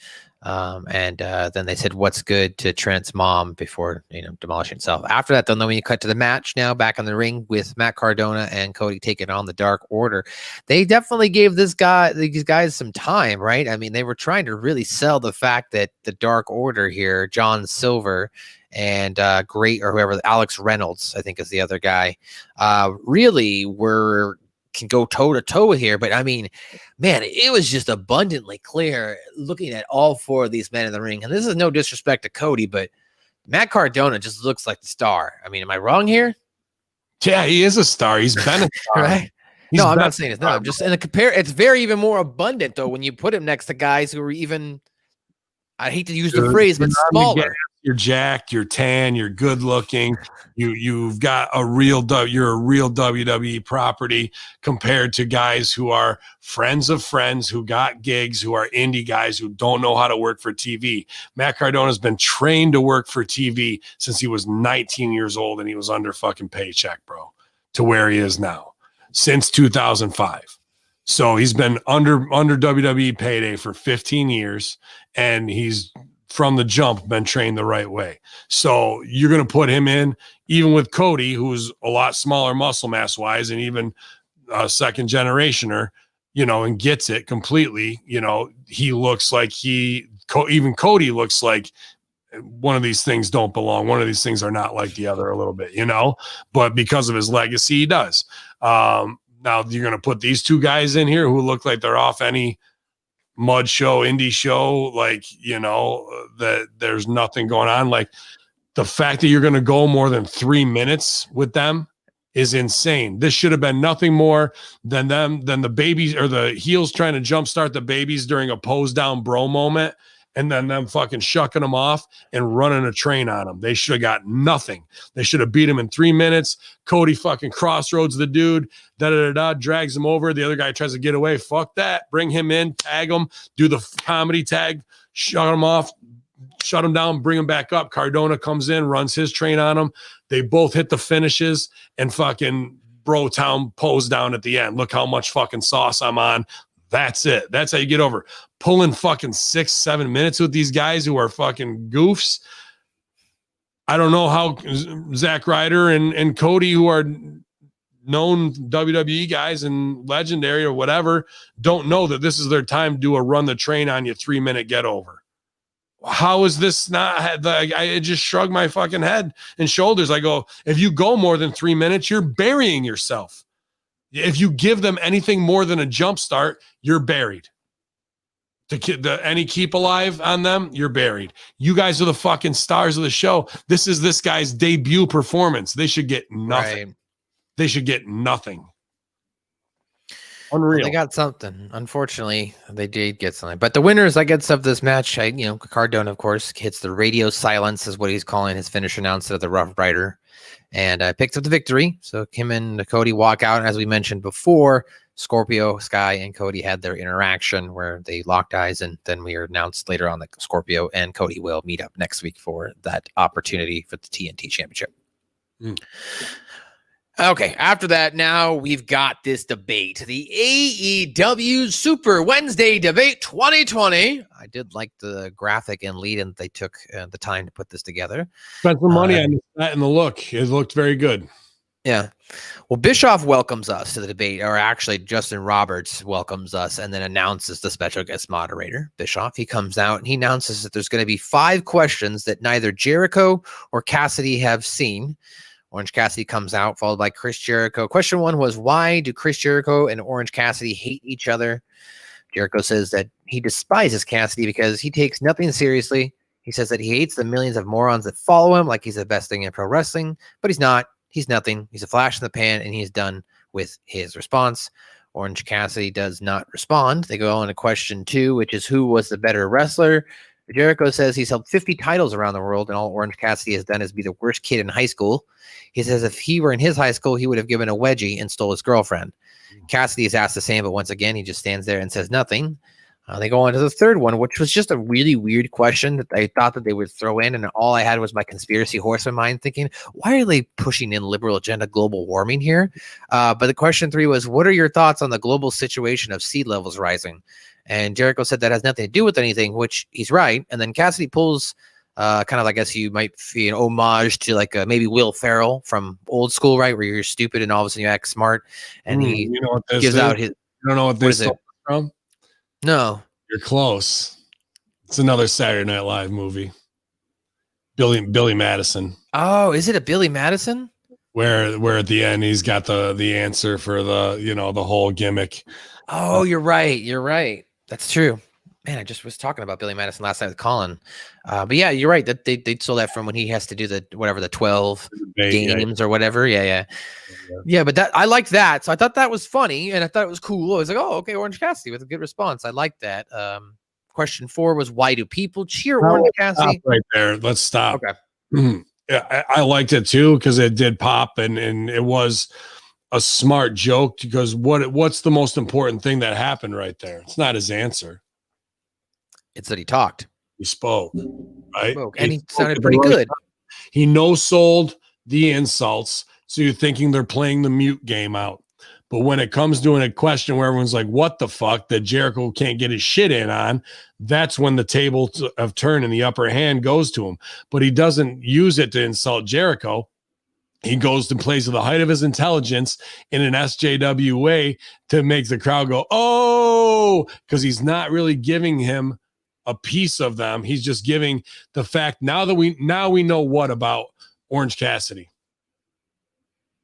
That he's somewhat highly intelligent when it comes to global warming and events. And that if he's about that, now what do we think about his character? We think that there's more to Orange Cassidy that they're not showing us and not to be revealed. So it was a good little reveal in the joke and the time to do that. And then we go back to play the game, which is what is the game that Jericho wants to play? The insult game back and forth are kind of getting in the mind of Orange Cassidy, right? And then we go back to the silent game because I'm not going to sell for that. So what started as slacker silence because of one answer showed that it wasn't slacker silence. It was what? It was just, I guess you might just be premeditated. It was a no sell. I'm not going to sell your shit. No sell. Right. So then I do have something to say, and I'm not just a mute, but it takes the right point for me to say something. And I am in this debate, and I'm not just ribbing you. That's pretty high level of playing out the game. I was pretty impressed with that because you're doing a lot of moves by doing one take. You're saying a lot of things in the underlying id of what's going on in this premise by just answering highly intelligently about global warming and change like that. See what I'm saying in the power shift of the subtext of the scene? I thought that was very good. I'm not going to lie. Yeah, no, I liked his response, and I liked as far as the showcasing of the internet, or as far as his intelligence.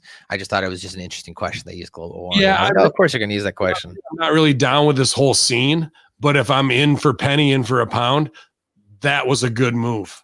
That was a good move. I liked it. You know, I sat there, me being a prick and wanting to hate things where I'm like, I don't see how this is going to work out.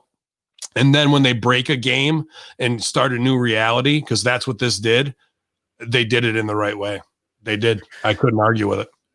Well, and then to follow that up, the next question was, why do people like Orange Cassidy? Jericho did start to answer, but Cassidy does cut him off. So he goes even further and says that next week is the most important match in his life, but it's also the most important match in Jericho's life, because if he gets beat by the guy who puts his hands in his pocket, then what's that going to look like in the guys of, to everyone else? And basically he's going to embarrass him next week. And then Jericho says the next week he's going to beat the shit out of him. But he's not going to wait until until next week, and then Hager charges that Cassidy beats the crap out of him before throwing him at Jericho, who delivers. I like before the action starts when they declare the winner. Oh, right.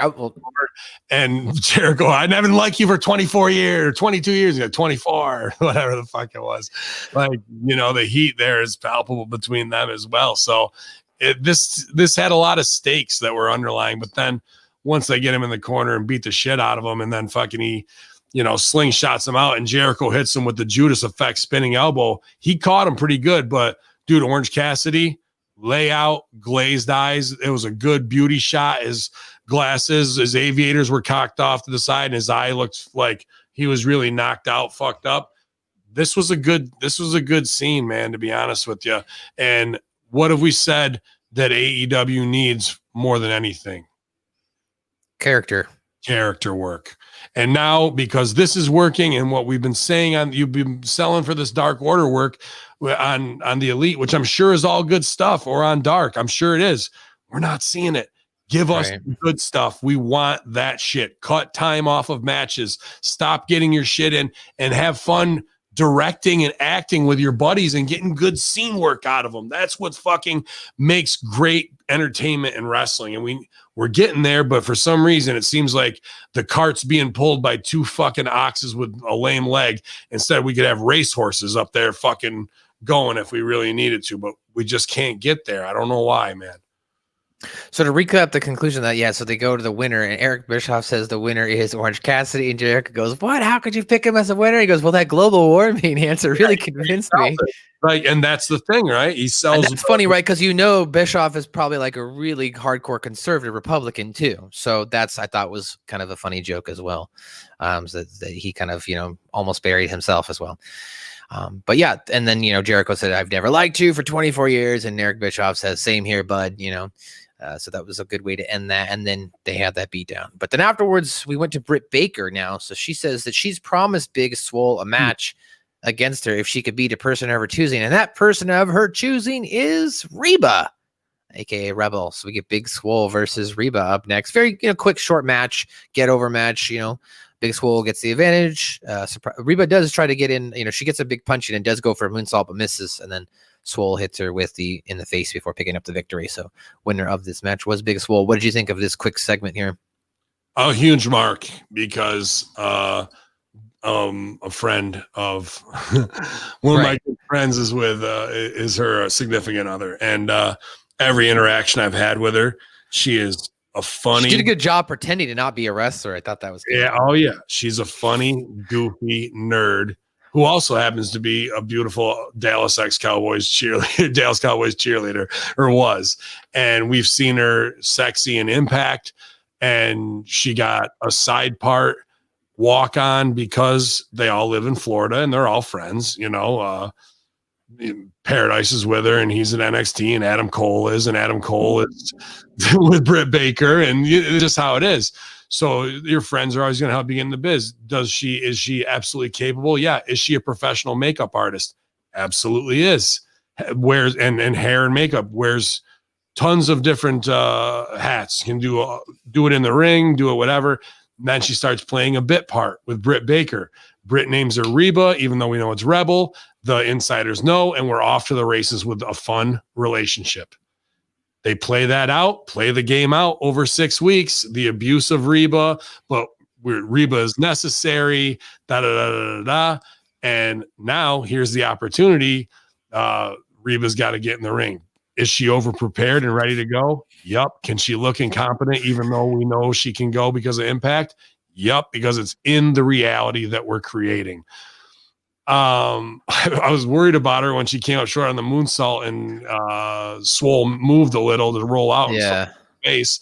But if you're pretending to be a shitty wrestler, you would do a shitty moonsault and land on your face. Right.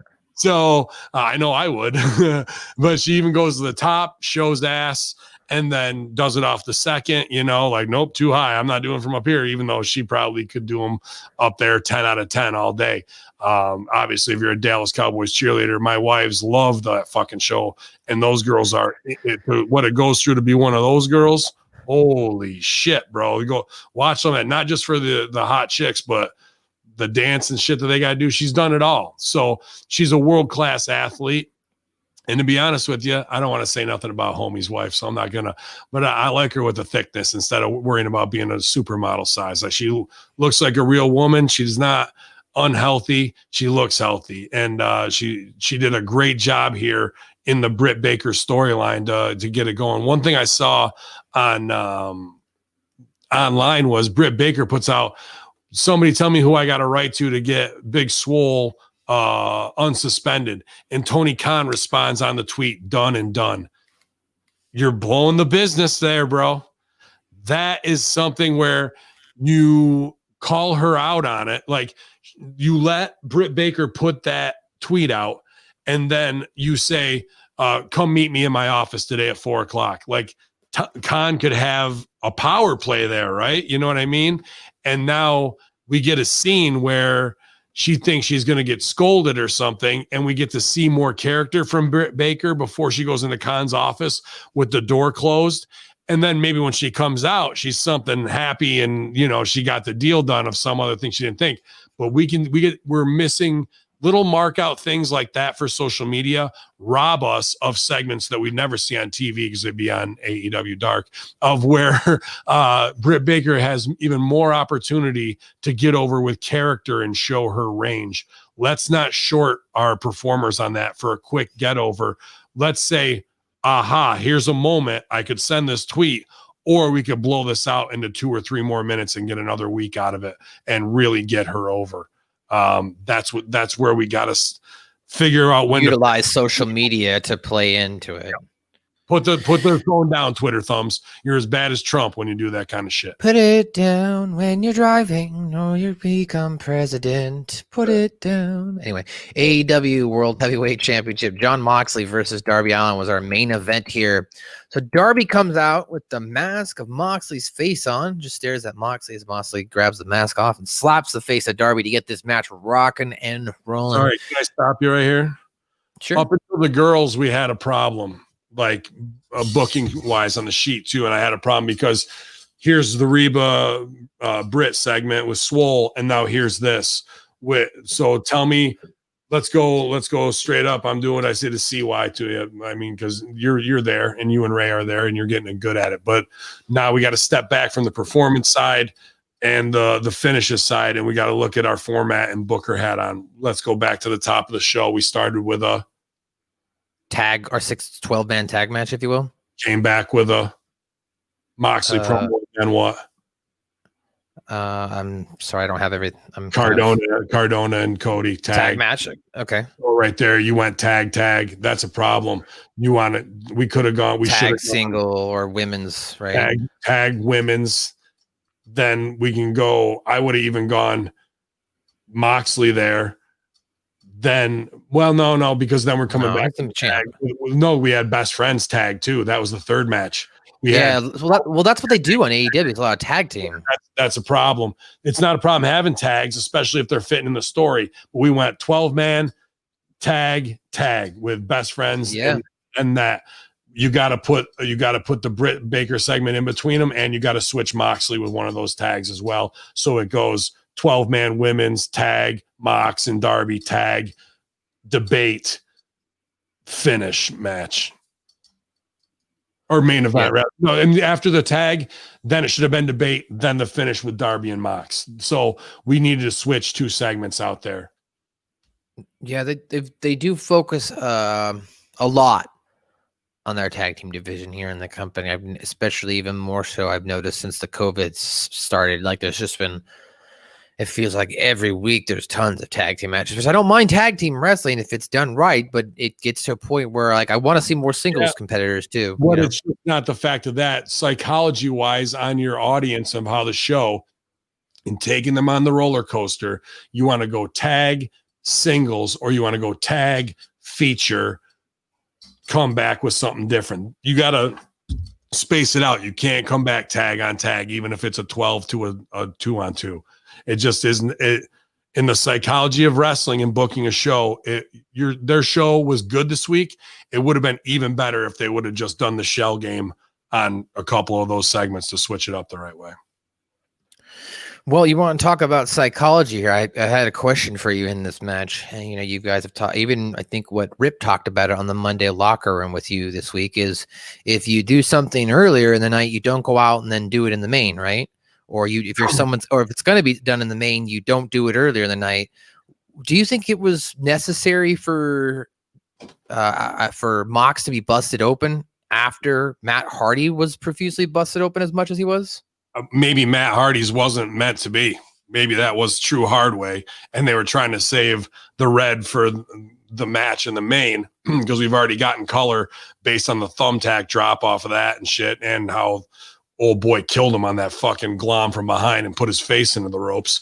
But the mat, once you get color, red equals green, right? So what are you going to not show the mat stuff? No, not the mat part. I mean, should then have Mox, I mean, this was taped, but so shouldn't have Mox and shouldn't they have scrapped that? Him getting bloody on his face like that? I mean, I think in the story, it didn't make a difference. I see what you're saying and be like, well, you got color there, then we shouldn't do it here. But if they had already had it figured in, get your shit in fast because this has already got blood involved. This match, you might as well fucking go for it. I say, like, and the psychology of it all. If one guy was supposed to get color in the main, I don't think that's Matt Hardy nicking a spot to bleed to get this kicked off. Could be, but I don't think repeating that to me while watching it, I didn't have the signal flares go up that, oh, he's getting color just to get colored out of it. You know what I mean? Where other things do that to me. So good on you to catch that and point that out. But I don't think that if I was Moxley and Matt got hard weight, I'd be like, well, there goes my fucking color for the main, you know, maybe, but I don't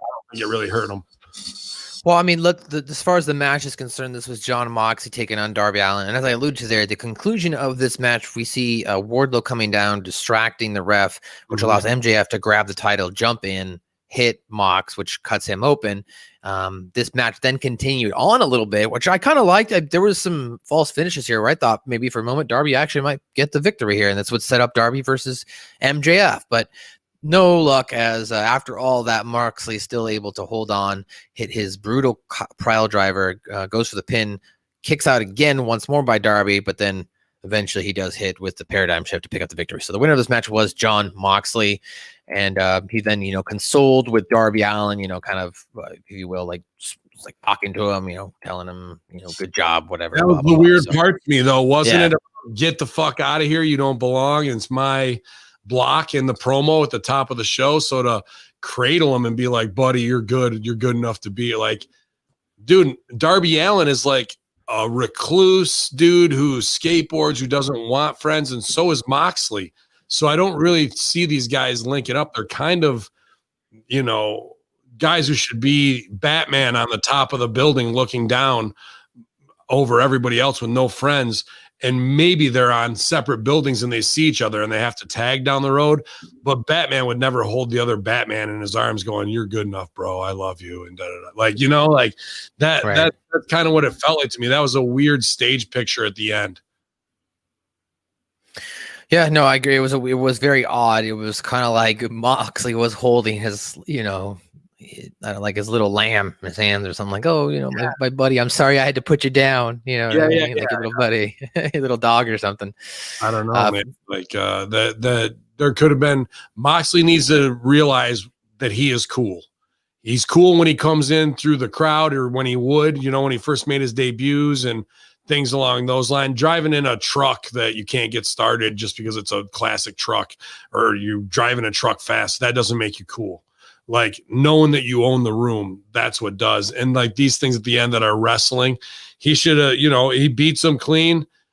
He looks over him. If he's too much of a pile of shit and dead from your finish to pick up, then you just shake your head and do what you got to do and drop back and roll out, look and then peace out. And Darby can come to his own on his own.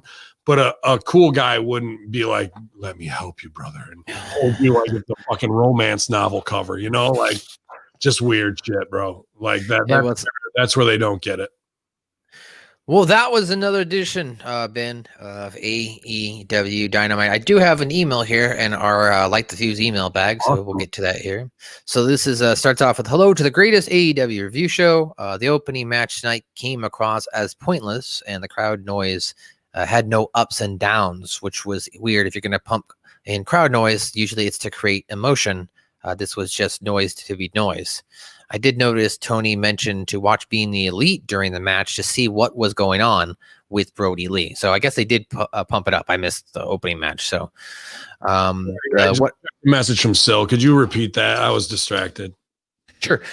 So apparently the opening match came across as pointless to him. He says that he didn't like the fact that they're pumping in crowd noise that doesn't have any ups and downs in the noise. Like it's just static crowd noise, so it doesn't create emotion.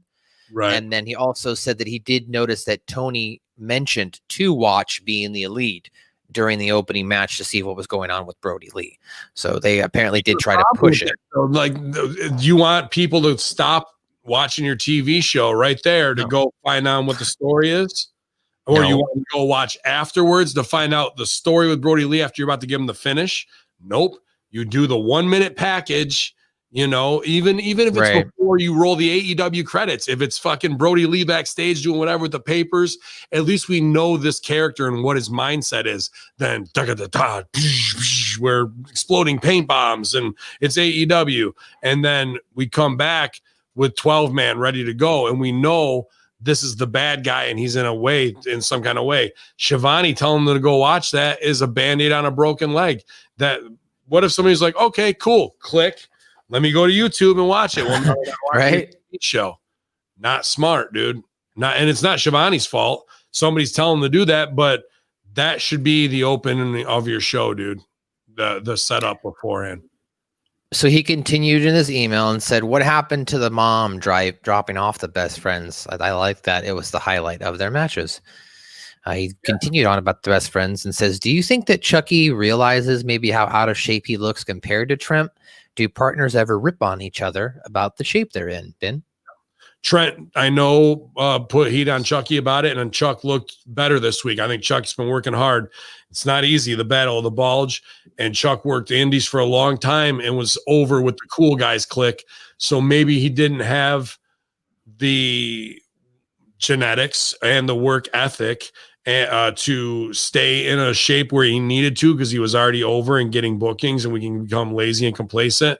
Whereas Trent Beretta, who tagged with Kalen Croft as the Dude Busters, and I've known, that dude for a long time, was an OVW with them, good guy.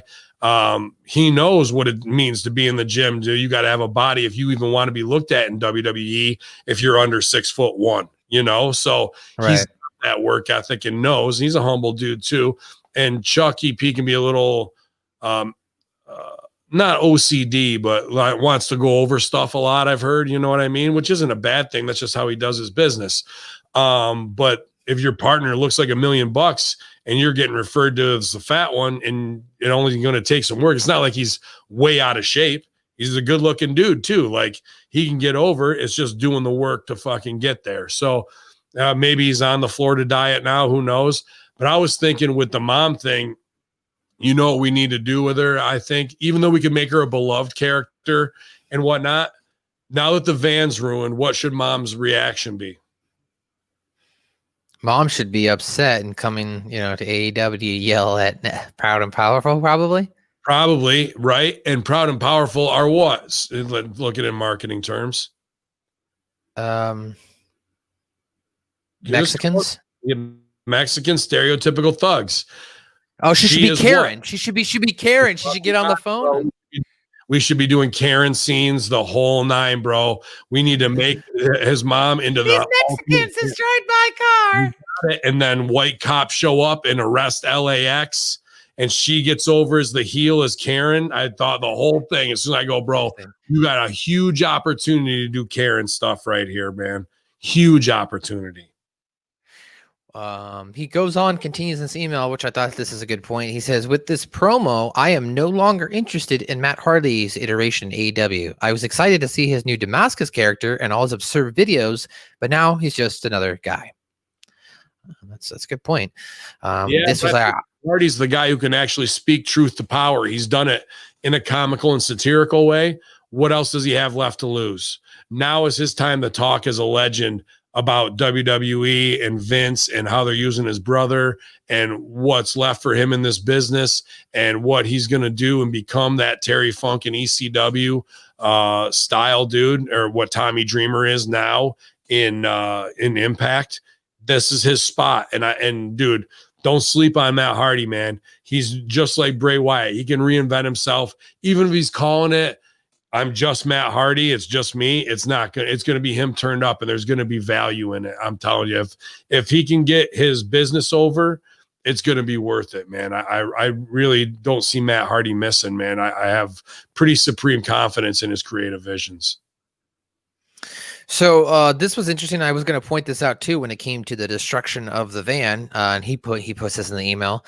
The elusive hidden cam in the van that WWE is known for shows up in AEW. How does production have access to it?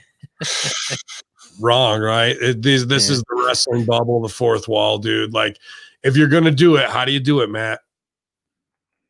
How do I do that scene? Yeah, I would not put the cameras in the car. You'd either have somebody running. You'd have somebody running up some out of nowhere. Maybe you have somebody standing off, or you do overhead shots, different camera angles. Maybe that's. I mean, I wouldn't put it in too, bro. Why would you have a camera crew out there to show Mexicans damaging a van? You wouldn't. It's that's fake. what I'm saying. Like that's what I'm saying. Like cameras on the building or something, like undercover or something like that. CCTV cameras. Yeah, CCTV. I'm sorry, I should use that terminology. Yeah, right. So you have the dome cam, and they go back, and we see the cops. It's the cops with Tony Khan over there, and you see the CCTV camera just their foot running it back. One of the LAX guys or one of the inner circle guys walks by and sees that they're doing it. I would use Sammy. And you see him like, oh fuck, and they're like, hey, where's LAX? Be like, I don't know. You know, he fabes, like, you know, he's fabing. You sure? Tell me where they're. I have no idea. And then he scoots off and he goes to tell them, and they fucking break out before the cops can get to him. Right. Meanwhile, Aaron's fucking screaming at the cops and shit because this is the easy shit. That's easy. That's easy. Yeah. Instead, we got guys putting cameras in the cars and shit, and it's so wrestling bubble, dude. It's so they just put a GoPro in there. We'll get the angle. It'll be cool. Wrong. So to wrap up this email, he also points out, as you have pointed out, you know, Cardona looks freakishly huge. Sorry, it wouldn't be bad if she had one of those road cams and they were looking at it like it's part of her security camera after, but to cut. Right. Like the production truck has a shot where they can just access that fucking thing on channel 6 and they can fucking cut to inside of her van is wrestling bubble retardation. And it shows that you're no different than WWE when you do that kind of stuff. You have to be better. You have to set your standards higher, and you have to stop this wrestling bubble bullshit. If you're going to do a real fucking thing like that, where you're going to put the heat on the Mexicans, because you made them clowns up to this point, and they were fucking awesome in Impact. You have to create the scene the real way with the police. Use what's going on. Use the SJW social shit. The Karen character will be fucking huge, and actually get the best friends over, where the best friends now have to apologize for his mom running his mouth and causing problems and getting him heat. That's way more entertaining than any match you're ever going to put on, dude. Ever. He goes on to say Cardona looked freakishly huge and ripped, as Ben always says, fame, money, and liver damage. He says it will be interesting to see what the ratings are for this week. He says he read somewhere that he's on a 5-show deal, but not sure if that's accurate. And then he also said, aside from MJF skit, the women's tag matches on YouTube were more interesting for me this week. Although they didn't do any intro videos for some of the WWE NXT ladies they brought in, which doesn't help for any fans who are not in the know about them. Thanks for the nonstop entertainment each day, cousin Marky Mark. Awesome. I also saw T Philly K tag me on Twitter watching with his son. They're watching. He's trying to bring his son up to speed. You know, little dude who's probably, I don't know, maybe 10 or 11, and that smart ass can say what he wants to dad kind of thing. And he's like, they were watching, what was it last week? Cody and Eddie Kingston. He goes, oh, he's bringing us to me. Go, Eddie Kingston. He goes, and the kid goes, Eddie Kingston, that fat piece of shit. I fucking popped. I was like, wow, the kid's burying him.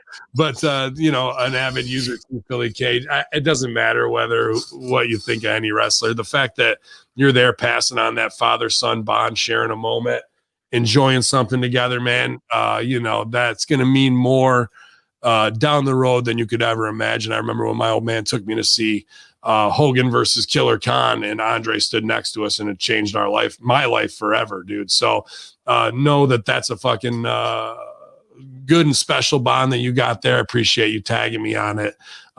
Sorry, Eddie Kingston, but the kid buried you, so heat's on him. Well, hey guys, that's it for another Light the Fuse in the books here. Of course, shout out to our co-host, Mr. Silvio. He is on the mend this week, relaxing, but you can, of course, visit him at Chris Silvio's Superstar Summers, or if you are aspiring pro wrestler, production, entertainment industry individual, Silvio can give you knowledge on it all. And you can also check out his GoFundMe, which is up on our Hamin Media Group, Twitter. It'll be in the bio, all that jazz. You can find it on his Facebook or on Jenna Van Muscles, his lovely lady's Twitter account, which she posted something really cool on her Facebook this week. She's like, the whole neighborhood found out that I was a wrestler, and she had all these kids lined up outside. Man, it was such a cool picture. I was like, that's awesome. Dude. It's a crazy thing. Like, I try not to sell any baby face shit there, but my niece and nephew, she's a little, like, obviously she's got my DNA running through her bloodstream, but so she's a smart ass and quick with the tongue. But with her girlfriends, she's much younger, maybe like 6 years younger than Referee Sideburns' daughter, who's like a teenager. But because she knows her and she's in high school, like to all her little elementary schooler friends, she's the queen bee. Like she's got her best friend is a high schooler, But then some other kids were talking shit, and she had to step up and tell all about her uncle, who's a champion, and all this kind of shit too. So right now she's living high on the hog after name dropping and doing all her celebrity shit. But that does make you feel good. I mean, you want to kayfabe in your neighborhood to some degree, so it's not always that. But once they find out and all the kids know, she's a local hero. And look at Jenna Van Muscles, dude.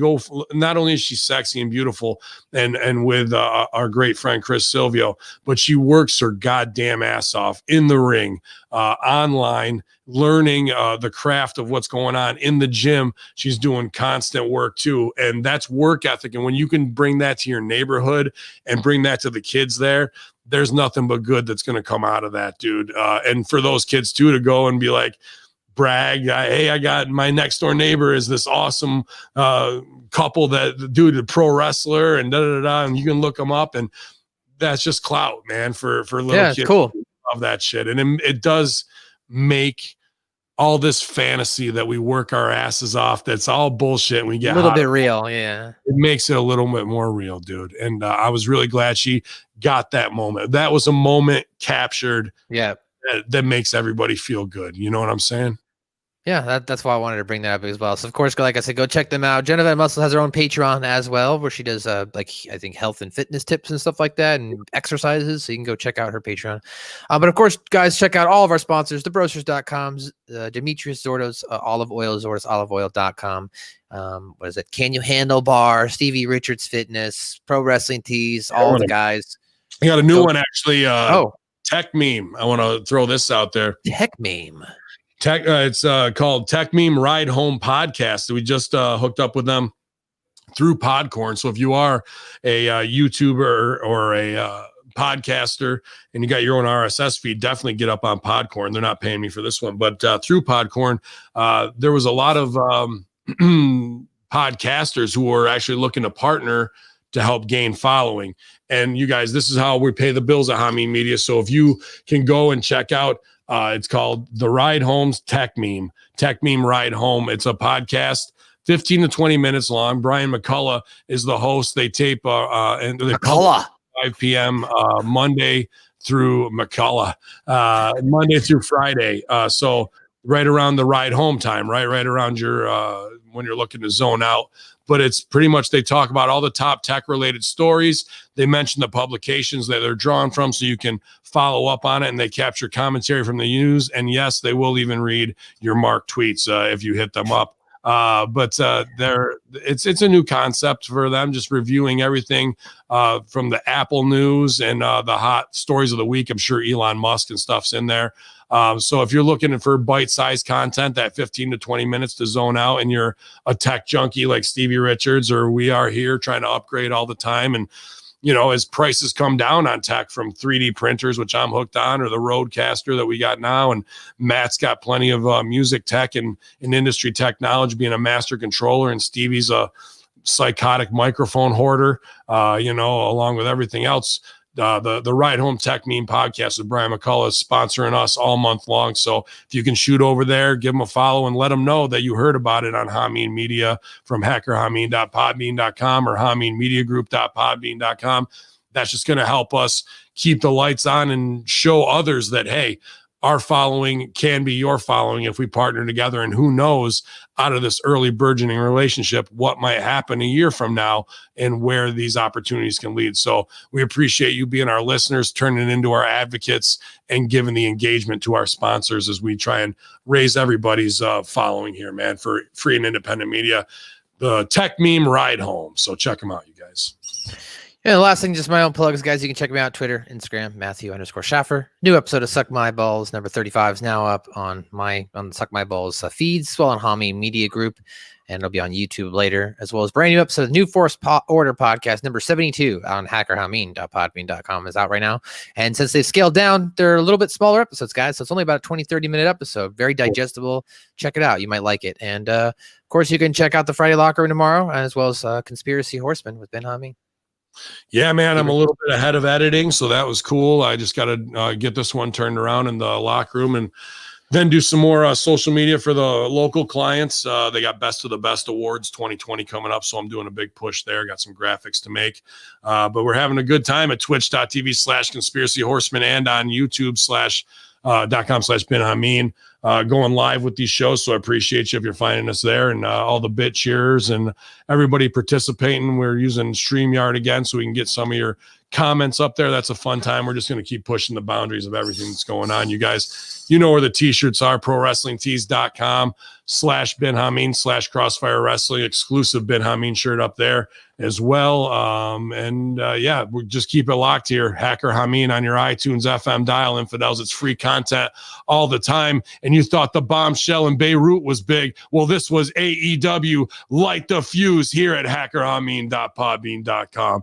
Waka!